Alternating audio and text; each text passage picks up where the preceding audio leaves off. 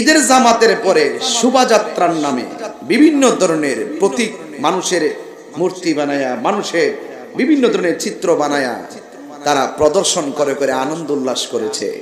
এটা ধর্মের নামে অধর্মের চর্চা। কথা বলেন ঠিক কিনা? এটা এক প্রকার নির্লজ্জতা।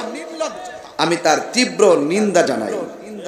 আগামীর কোন ঈদে যেন এইরকম কোন বেহায়াপনা প্রদর্শন না হয়। কথা বলেন ঠিক না বেঠিক?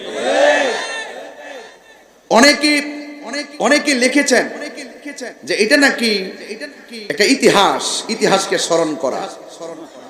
আমি বলেছি ইতিহাসকে স্মরণ করতে গেলে ইতিহাসের পাতায় লিখে মানুষকে বোঝাতে হবে।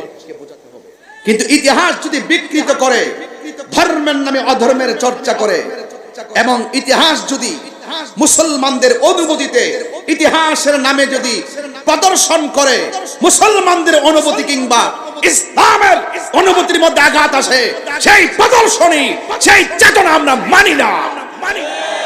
কথা বলেন ঠিক না বেঠিক? ইতিহাসের জায়গায় থাকবে। ইতিহাস লেখার বিষয়, বলার বিষয়। ইতিহাস আর ইতিহাসের নামে কোন ধরনের নির্লজ্জতা, কোন ধরনের বেহায়াপনা কিংবা অশ্লীলতা, কোন ধরনের প্রতিমা প্রদর্শন এটা জায়েজ নেই। কথা বলেন ঠিক কিনা?